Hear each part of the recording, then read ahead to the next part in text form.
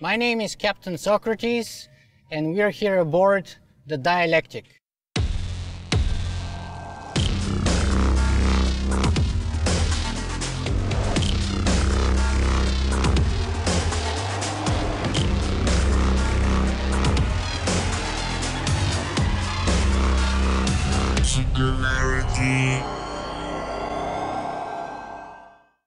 Today, my guest on Singularity One-on-One will be Arthur Travis Corry.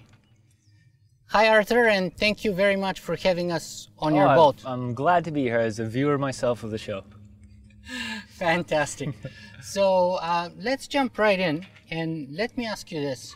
What kind of a man names his boat the Dialectic? Someone who wants to live on a boat, in part so that he can invite people such as yourself and other interesting people to have dialogue on the boat, to discover truths. To discover truths, well, fantastically. Examine the various viewpoints and arrive at the truth. Well, my name wouldn't be Socrates if I wouldn't be for the dialectical method of investigation. And we're certainly going to get at the very least a dialogue, if not the truths. Anyway, let's see. How would you introduce yourself for those of our viewers who may not be familiar with you? Well, I suppose I'm an entrepreneur. My specialty is business acceleration, and I've been doing that for quite a while. I founded the first accelerator here in Toronto, a startup accelerator. A startup accelerator is a business that helps other business launch. So we make investments, we put companies through a 3-month curriculum of due diligence, a program. It's like a boot camp, essentially, for startup ventures, and it's really mentor-driven. So what we do is we bring a wide variety of experts across different sectors to help the startups to get to the place where they're ready for their first round of seed investment. Fantastic. So when you say that you're ahead of an accelerator, are you referring to Decentral? I am, yes. So this is the one that we're launching now. It's interesting because I've been in the accelerator industry for quite a while. I've been involved on the West Coast with venture capital firms, and they do a sort of program of due diligence, and out of that came the accelerator model that you see now. And Decentral is one which we're totally focused on a very specific sector, and that is decentralized applications and financial technologies. And the reason that's really exciting right now is because we're seeing extraordinary innovations in that sector. Most people will know of Bitcoin, and other people might have heard of BitTorrent.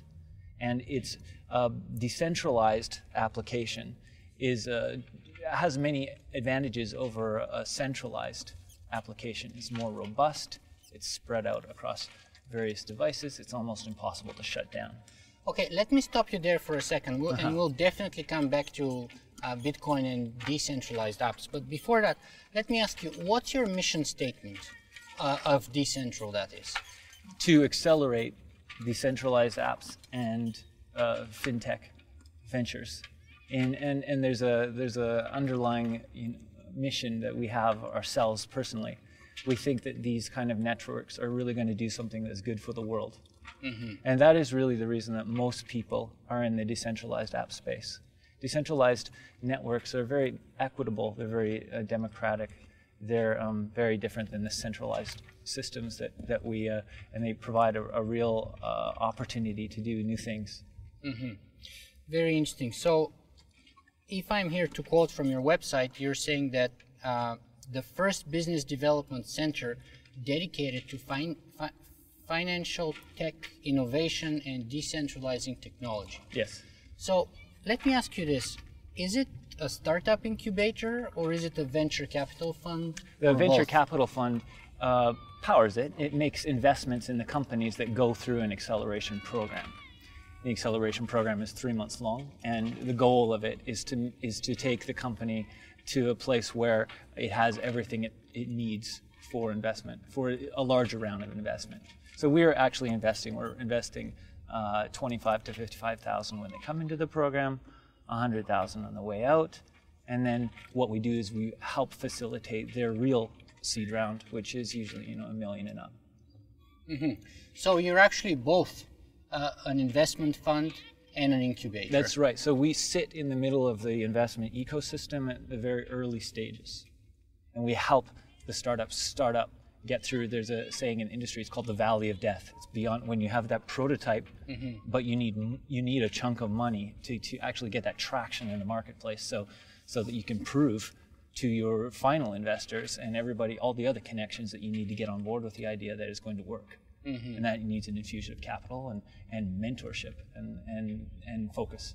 And that's what we provide. You mentioned mentorship, and I've been to your website and I spent some time there and was absolutely blown away by first the number of mentors that you have listed, but also more importantly even the quality of those people. Isn't Some it amazing? World-class entrepreneurs are mentoring for you guys. Can you tell us a little more about that?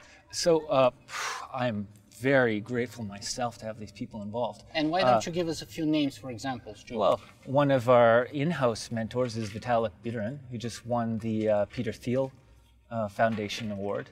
And he is one of the founders of Ethereum and the main engineer behind it. We have other people like the founder of BitPay, which is one of the, we have people that are active in the banks in Canada. We have major VC firms across the States.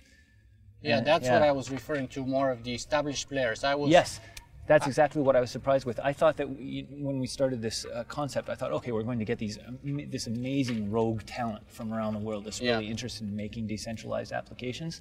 But we're attracting bankers, traditional bankers. We're attracting all the top tier VCs across Canada. We're attracting some major players out of the States and even out of Europe that are in it because they want to learn. They understand that this is a new paradigm that is going to happen in technology, and a lot of them want to help out because they think it's going to make, much like the decentralization of information on the internet, they think that the decentralization now of other industries is going to make the world a better place, and they want to be part of it. Fantastic. So give us a few examples of the ventures in residence that you have. You have a number of them. We do. Give us a few examples, and perhaps you can give us some tips on which ones are the most exciting ones for you. Well, Buttercoin is a very interesting one.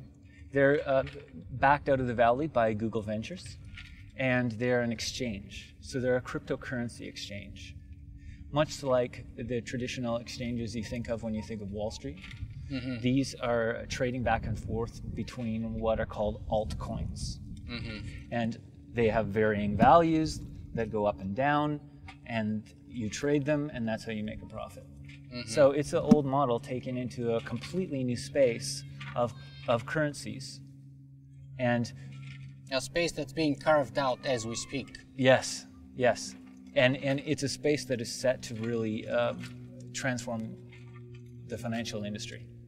Yeah, I recently published an article called Bitcoin, the financial singularity is here. Yes, I read it. Because I believe it has the potential to revolutionize everything from government to law to the way the banking system works, the financial system, voting contracts, everything. To me, this is clear that this is the future. This is happening. It's going to happen faster than anyone could ever imagine. If you look back at the history of similar technologies such as email and the effect that had on communications, you look at the effect that a simple innovation like BitTorrent and music sharing had on the music industry. Now we're seeing the same thing happen in the financial industry with Bitcoin, and that's just the beginning. There are going to be more. There are going to be smart contracts disrupting the legal industry, and there are going to be governance apps created using various technologies, the same technologies that make Bitcoin, virtually fraud-proof and open and transparent, can be applied to democracy itself in voting apps for whatever governance people use them for. You said virtually fraud-proof, but recently there were a lot of headlines made with a 51% attack. Yes. And the fact that one of the mining unions had like almost 48% or something like that. So isn't that a way to sort of subvert the system and actually defraud? It is. many people. You need to remember that the development of technologies like Bitcoin is open source and it is community driven. So things like this do have the ability to be solved and addressed. But that is, I think that is the biggest flaw that in Bitcoin itself. Yeah, but so that would make it not so fraud proof then, would it? Well, it's I would say that it is more fraud proof than any type of financial transaction, any store of value that has ever been created in human history. Let's say that. As if you compare it to fiat currency or gold or all the funny business that can go on there, the difference with Bitcoin is very simple. It's open source. Anyone can examine the code. It's constantly being audited by what's called network consensus, and it's all out in the open. So if anything goes wrong, we all know about it, and there's no secrecy.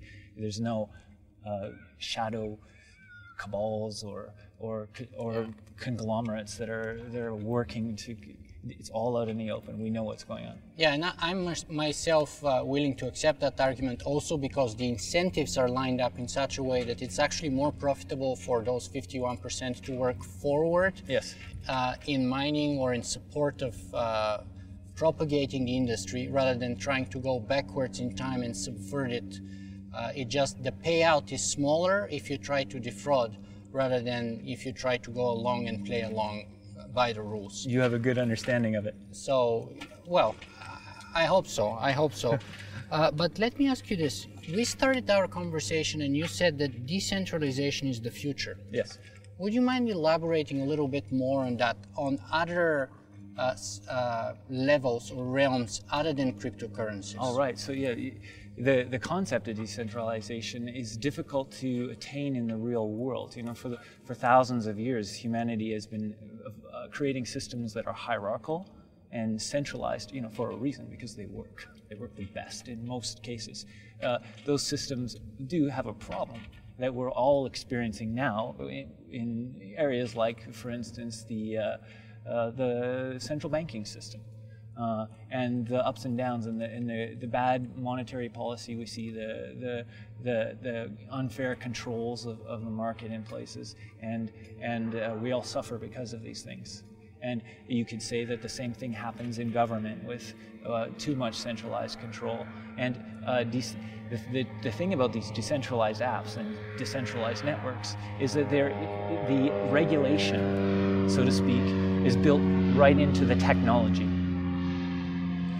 So that the technology regulates itself, governs itself, and it's open for all to see and understand how it works. And let me ask you, so what are some of the most notable benefits for decentralizing everything?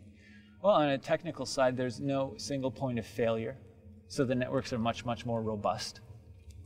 That same single point of failure, because there's no central authority, means that there's a very slim chance of, or to none, of corruption or errors or bad policy, because the policy is really driven by the community and by the developers.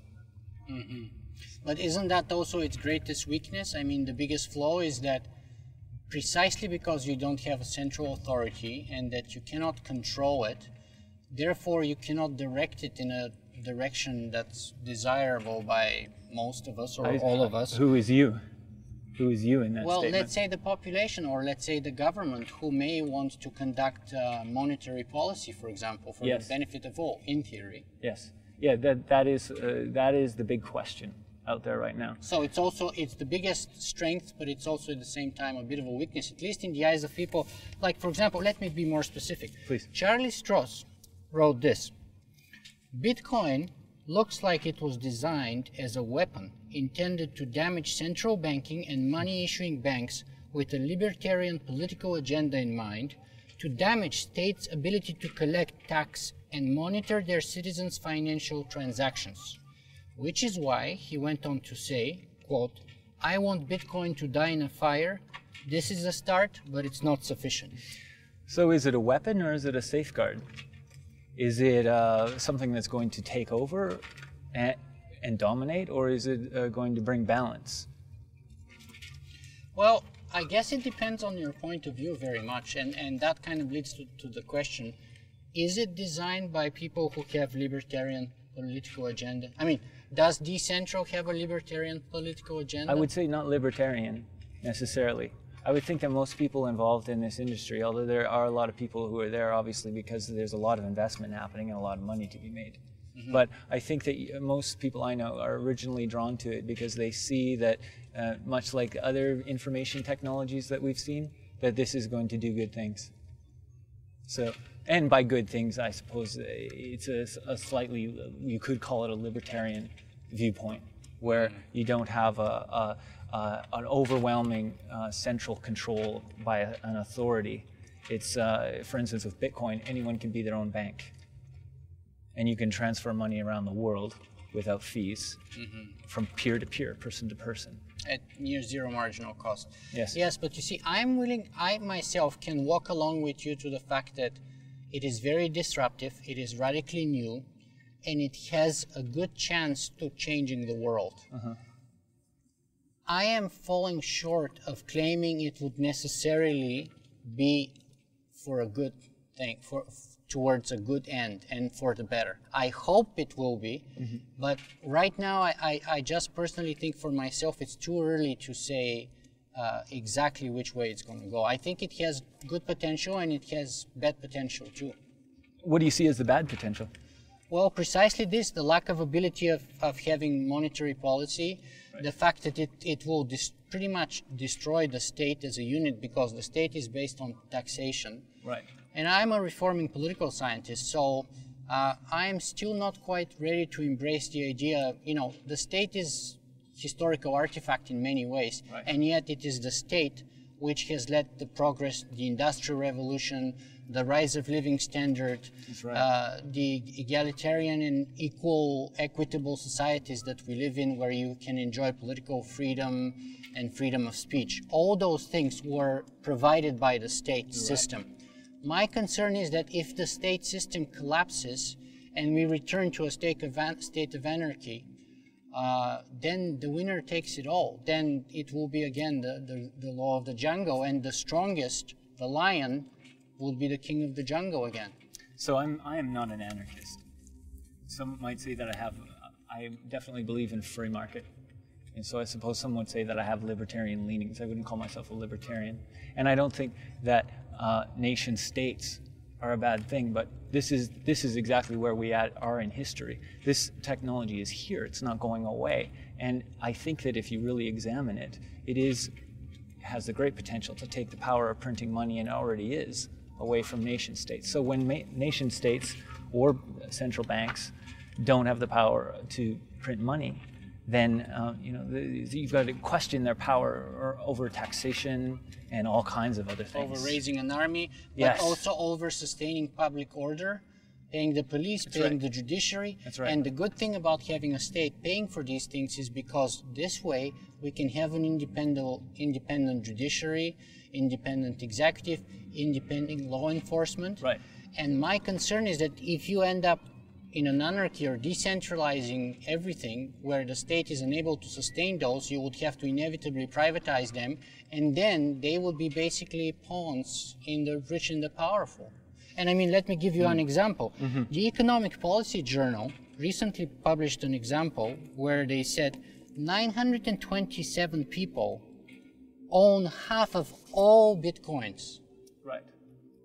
Right? That's the most unequitable monetary distribution that we know of. I agree with you 100%, and this is a problem that we need to address. These technologies are here. They're extremely useful, they're extremely powerful, and if we don't adapt to them and start using them, and when I say we, I also am talking about the banks and governments, you're going to have the same thing happen historically that happened to the music industry. Because people are not going to stop sharing music. It's just a better way to get their music. It's easier, faster, and Bitcoin is exactly the same way. Why would I pay Western Union to transfer my money to the other side of the world and wait for who knows how long it takes when I can send it there with Bitcoin for free, and Bitcoin is a safer store of value?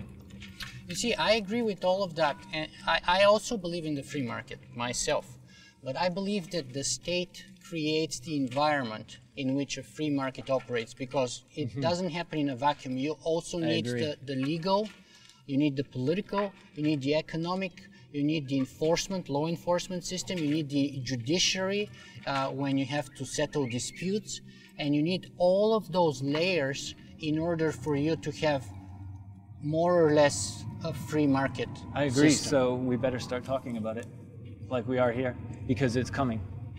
Yeah, yeah, and I am hopeful that it would come to, to benefit all of us. I'm just not quite sure yet. This is one of the reasons I want to get in the space. I think that it's the people in the space that are driving it. They have a huge influence over how these things can progress. You can look at the difference between, Apple and Microsoft, and the difference between those products, and the different cultures created.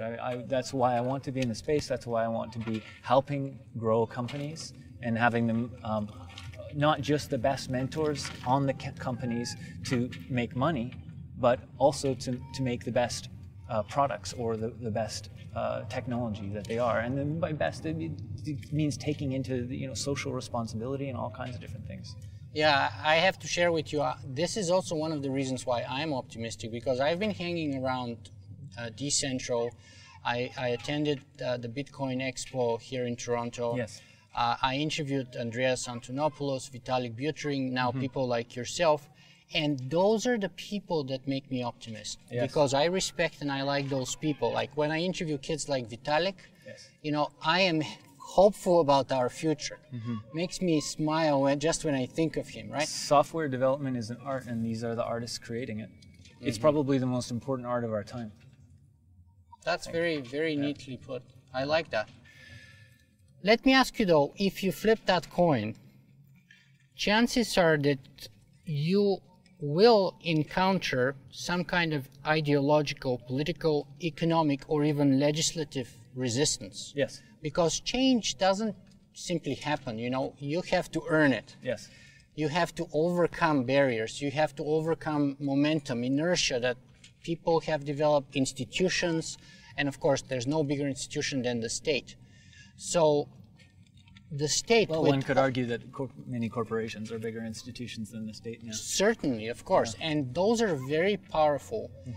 They may not like to change the game, to change the rules, to change the whole system that we're part of, because they're pretty well set off right now here. Yes. And in a new world, their places are not guaranteed anymore. So what do you think about that kind of a backlash? That is one of the interesting parts that where I am right now with my position. I get to see all sides. I get to work with the developers, and I've also been holding things like think tanks. Private meetings, Bitcoin 101 sessions and such at Decentral. And we've seen people from top VCs to people representing the banks to the venture capitalists for telecoms that come to us, and they say, we need to develop wallets because we understand what's going on. We want to learn about Bitcoin. We understand this is coming. So the banks, the telecoms, governments, they're all trying to learn about this, and Canada, for instance, is the first country to pass regulation. It was surprisingly friendly regulation on Bitcoin.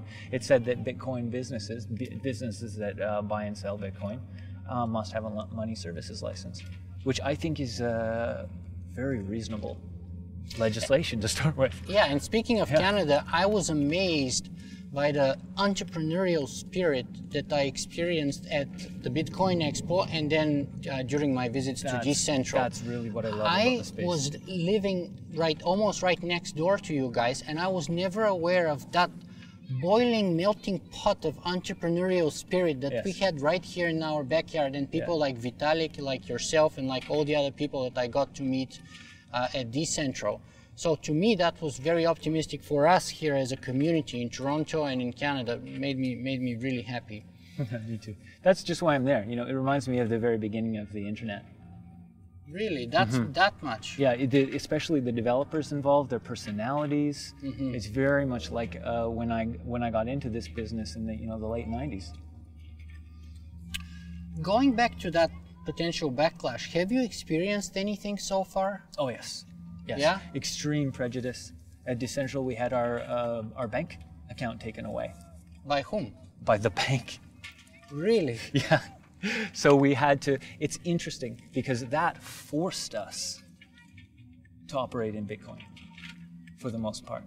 And that's exactly, I think, if banks, governments don't cooperate with what's inevitably happening with these technologies, then you're going to see a repeat of what happened to the music industry. So the music industry actually forced decentralization. When the first file sharing services were out, you had like Napster. It was a centralized server. Okay, how do you get rid of Napster? Well, the music industry gets together, they sue, and they get the server taken down. Yeah. Single point of failure. Yeah. So what comes up next? Well, you had some other players that were kind of BitTorrent. Yeah, yes. So first there was some in different parts of the world. They tried to hide, it didn't work. And then something was invented which was completely decentralized and no one could shut down. It's a protocol, based technology called BitTorrent. And it will probably exist for many decades to come. And it is now the way that the majority of music files are shared. Speaking of BitTorrent, by the way, they made headlines recently by trying to implement a monetization model where they would help young artists sell some of their work and take a percentage cut just like iTunes. Right, Did you hear about that? No, I didn't. So is it a foundation that runs BitTorrent? Is that how it works? Yeah, I'm not sure exactly how it would be implemented, but I think they were thinking of running a crowdfunding fundraising campaign. Okay. And they were thinking of basically implementing a hybrid model, borrowing some elements from iTunes where they can sell some legitimate content and charge a percentage on the transaction costs. That's one of the most fascinating things about decentralized technologies that I'm experiencing now is that it completely shifts where the value lies in products and in companies. For instance, let's say that a company that created a next version of Bitcoin came through our accelerator program. We traditionally take 7% equity in most accelerators. That's the industry standard. And then you get a return on that investment in the future when the company itself is acquired by a larger company or they go public and there's a liquidity event. Now, let's say that company was Bitcoin. It's not the company itself, it's not the shares because it's open source. It's put out to the community. It's out there developed by the community. It's no longer really driven by the company so much. How do you take it public anyway? That's the thing. So we're actually adjusting our model so that we say that if companies like that come through our program, we're going to make a product purchase. And that is our investment. So we'll make a $100,000 product purchase. If it was Bitcoin, we would be buying Bitcoins. But what we're really looking for is new improvements and new inventions. Yes, and you said that there may be a company that is coming through your accelerator program that is developing Bitcoin 2.0. And as luck would have it, there is one such company that you didn't mention as one of being most excited about. You mentioned Buttercoin, but what about Ethereum? So Ethereum is it's the most incredible project that I've ever had any contact with in my entire career. It has developers. I first met the founder, Vitalik, who you interviewed, I think it was December. And so that was only about 6 or 7 months ago. And now there are groups of developers all around the world working on this thing. It was made a legal currency in Switzerland at one point. Ether is called but now they're moving it away from that. And they're actually turning it into more of a product. So it will be a product sale that they're launching. So that's a good example of where the value lies. The value in Ethereum will be not specifically in the equity of the company. The Ethereum is actually moving towards a non-profit model because that's how they can best create the technology, and then the value will actually be in the Ether when it goes on sale. So.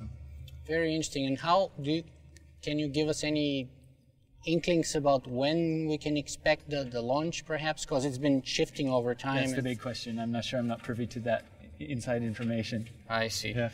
Okay, so let's perhaps move on our conversation here to another decentralized feature, and that's decentralized apps. And we kind of covered much of the field already, but give us a few more thoughts about decentralized apps. So decentralized, it's a very, very early space. it's as difficult to say where it's going to go as it would have been to say what would happen when the first email protocol was invented. Who could have seen Hotmail or Gmail from this interesting protocol that was invented? And we're at that early stage with decentralized apps. There really aren't any very dominant decentralized apps yet. It's people who understand technology and the markets, and they look to history. They understand where this is going and why. Arthur, it's been fascinating talking to you about all those issues, but let me ask you, what's your biggest dream? My biggest dream personally? Yes. Personally. I want to do exactly what I'm doing now on a grander scale, and I want to bigger boat? Definitely. Definitely. I'd like to have an office on it. Sure. And perhaps that's where I'll run my VC firm out of in the future. It would make for easier interview setup, but beyond the boat? Beyond the boat, I want to be helping create these new decentralized systems and helping the world adjust to this new paradigm. And I want it to progress in a good way. And I don't want to happen what happened with the music industry. I think we can guide it in a better direction. To tell you the truth, I myself will not cry too much for the banking industry. If that were to happen to them. But that's again only my sort of personal prejudices, if you will. The problem is that it is a real danger. It is a real danger. I mean, if you really think about how the structures of our societies and how dependent we are on the money system and banking and I governments. agree. I'm mostly joking, of course, because while I don't, have a soft spot in my heart for them, I do realize that they are playing some kind of a marginal function. It's an open question about how vital to our civilization it is at this point, especially, maybe more in the past, but at this point, I think they may be going the way of the dinosaurs. So I just hope that transition happens in a more peaceful and less disruptive way. Yeah, I agree. And that's exactly what I'm working towards. And then the flip side of that coin then is, what's your biggest fear? Is it what you just mentioned, the collapse of the whole system all at once in a sort of chaotic and anarchic manner? My biggest fear would be conflict. Governments around the world trying to regulate and ban Bitcoin, and then you'll see the most chaotic type of disruption. Disruption that goes underground, just like it did with the music industry. Well, New York State is trying to implement a bunch of Bitcoin. The States is very rules hostile. And regulations. The States is very hostile to this kind of technology, and it's interesting. That's one of the reasons that this is happening in Toronto, is because for whatever reason, I'm not sure why, or maybe it's our culture, maybe it's the fact that we're a little bit more conservative, and therefore we're not slapping all these regulations on so quickly. But we're seeing a reverse brain drain where companies working in the space are actually coming up to Toronto, especially. Toronto was the first Bitcoin ATM in the world was in Vancouver. The second was at Decentral, and that's indicative of what's happening in Canada. Yeah, and while that makes me feel good about Canada and Toronto in the world, it still doesn't say too good about if south of us we're having big trouble. We're still not going to be that much better off, because we're kind of in the same boat in this. So yeah. Well, Arthur, let me see. As you know, the title of my show is Singularity 101. So let me ask you this. I mean, we have to throw in artificial intelligence somewhere here. So yes, I don't think it's a throw-in particularly. Precisely.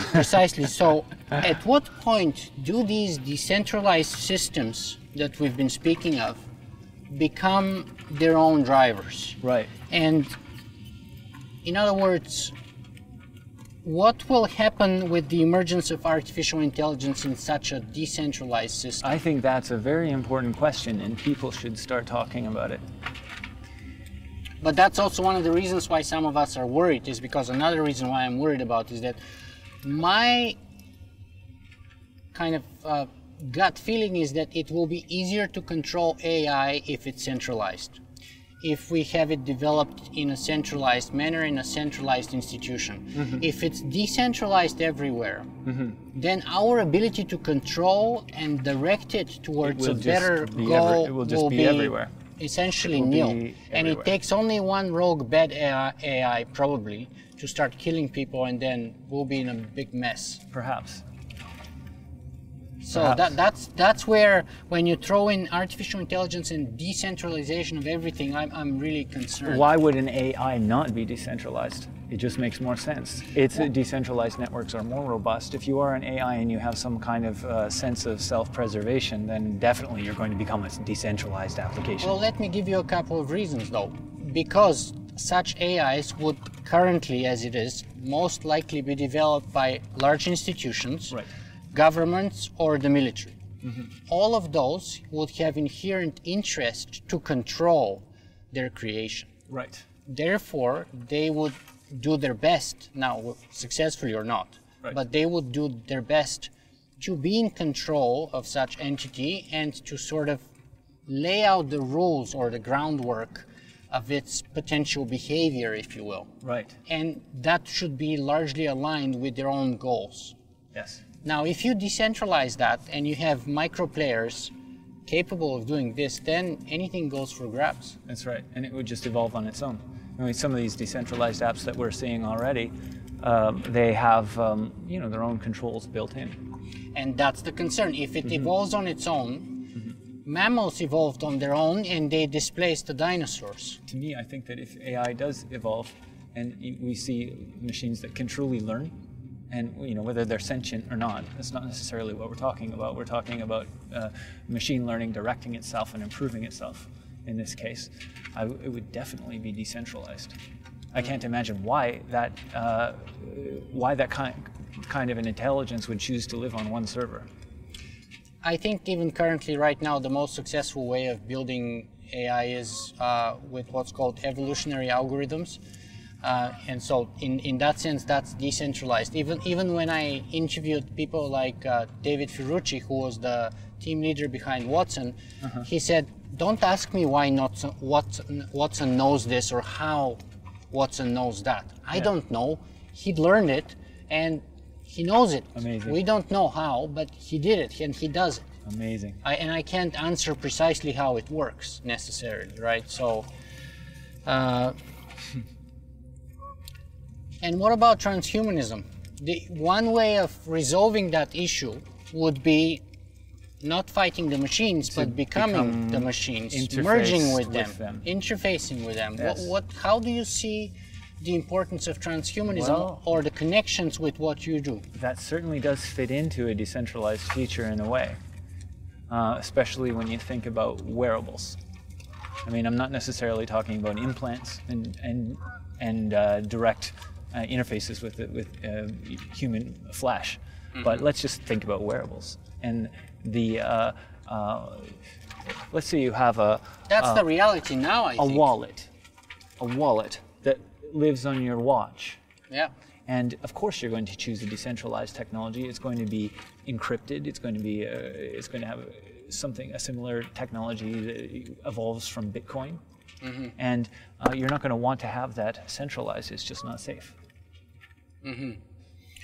But isn't that the reality even now with wearables? I mean, they're exploding everywhere. We have the quantified self becoming more and more popular. We have all kinds of sensors proliferating on Kickstarter and everywhere else. That's right. For, anywhere from 10 to $100 to mere cents. So the Internet of Things is going to be decentralized. Definitely. And I think that decentralized apps will run on that. It just makes sense. Because decentralized apps can benefit from the decentralized network. There's one little device, you don't want to put it doesn't have to have all the computing power that you need. The computing power comes from the network. So you can have one, minimally designed device. As long as you can connect it to the cloud of other devices. Yes, and then you can compute. The computing power of the Bitcoin network is now the most powerful supercomputer on Earth. So and that is the same power that we'll see in the wearables that we have, or the future implants that are created, or any of these kind of that vision of transhumanism, whether it's nanobots or any of these kind of technologies. I think that's clear. Arthur, it's been fascinating talking to you on your boat, the Dialectic, and I believe we managed to open up a dialogue. I believe so too. I'm not sure if we have been able to deliver the truths. I think we've provided a window. But I think we started the path. Yeah. It is time for us to move on though. So let me ask you, where can our viewers find more about you and your work? Oh, they can visit decentral.ca. That's the best place. Yes. Fantastic. And what's the most important message you want to send out for all of our viewers and listeners? I would like people to just start learning about this and start learning what's happening. Give Bitcoin a try. Come down to if you're in Toronto, come to our ATM. Find your nearest ATM. Buy $5 worth.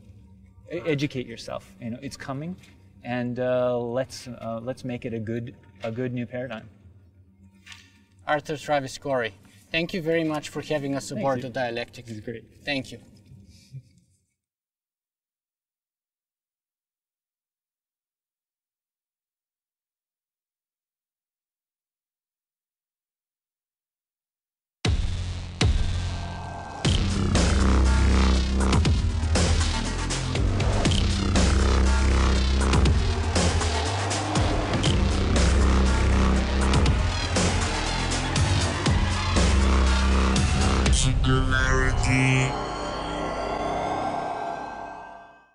So we are currently on the boat, the Dialectics, and of course Captain Socrates is steering the ship, which means it may be the very last voyage.